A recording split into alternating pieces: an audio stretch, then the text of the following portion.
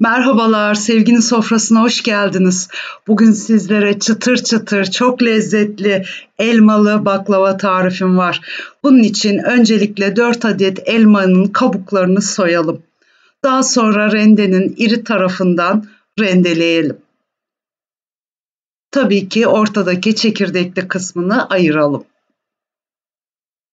Daha sonra üzerine 3-3,5 yemek kaşığı kadar şeker ilave edelim.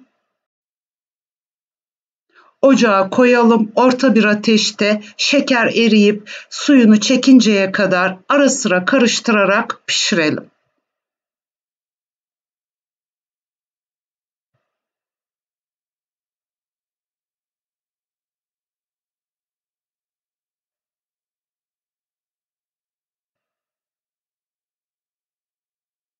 Gördüğünüz gibi tencerenin tabanına yapışmaya başladığı zaman suyunu da çekmiş demektir. Hemen bir kaseye aktaralım. Yayarak soğumasını, ılımasını bekleyelim. Ilıdıktan sonra içine yarım çay kaşığı tarçın ilave edelim. Karıştıralım.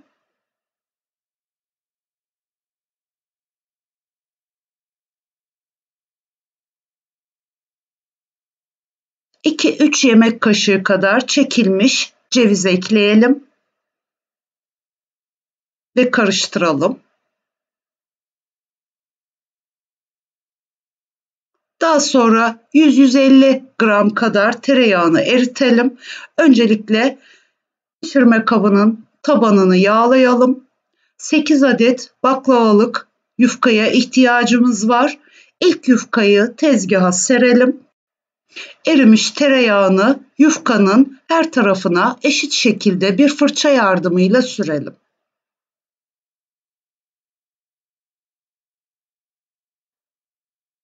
Daha sonra ikinci yufkayı birinci yufkanın üzerine yerleştirelim.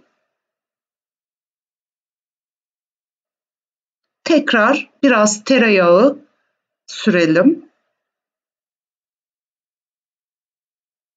Üçüncü yufkayı tekrar ikinci yufkanın üzerine serelim. Toplamda 4 adet yufkayı üst üste sererek ara katlarına tereyağı sürelim.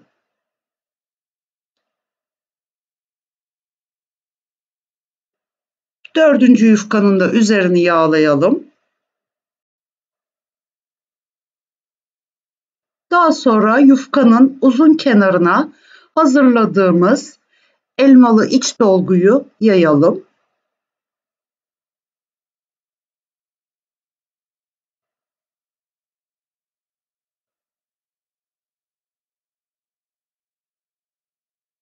Ve rulo şeklinde saralım.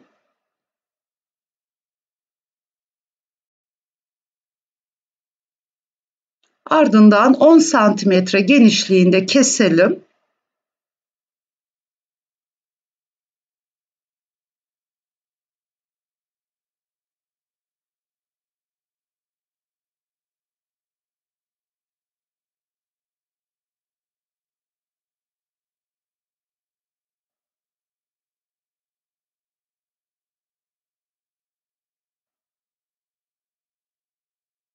Hazırladığımız, yağladığımız tepsiye dizelim.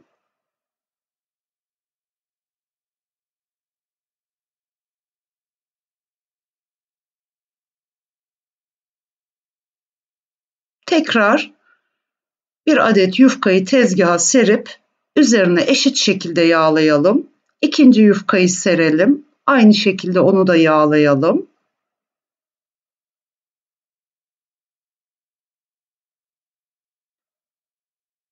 Üçüncü yufkayı serelim ve onun üzerine de biraz yağ sürelim.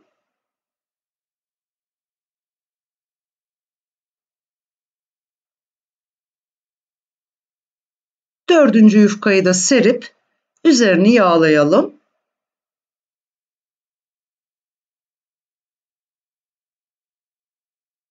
Ve kalan elmalı iç dolguyu uzun kenara yerleştirelim.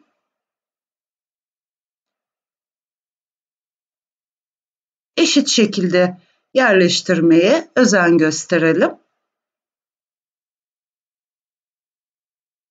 Ve rulo şeklinde saralım. O kadar hafif, o kadar lezzetli bir tatlı ki mutlaka denemenizi tavsiye ediyorum. Gerçekten hepiniz bayılacaksınız. Bayramda da yapabilirsiniz. İsterseniz şimdi iftardan sonra yemek için de yapabilirsiniz. Nasıl arzu ederseniz hem çok kolay yapımı hem de görmüş olduğunuz gibi çok az malzemeye ihtiyacınız var.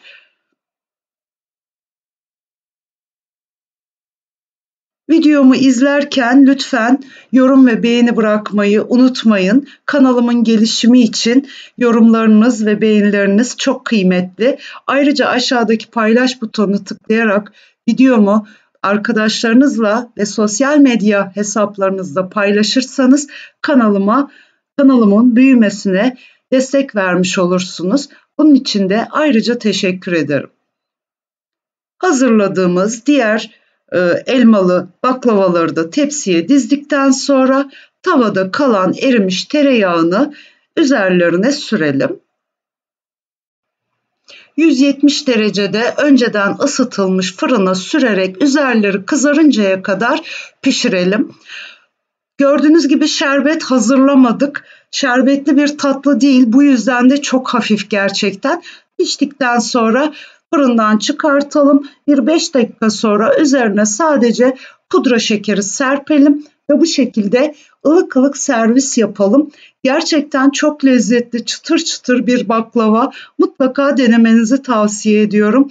Büyük küçük hepiniz eminim çok beğeneceksiniz. Ayrıca videomu izlediğiniz için de çok teşekkür ediyorum. Bir başka güzel tarifimde yeniden görüşmek ümidiyle. Hoşça kalın, mutlu kalın, sevgiyle kalın.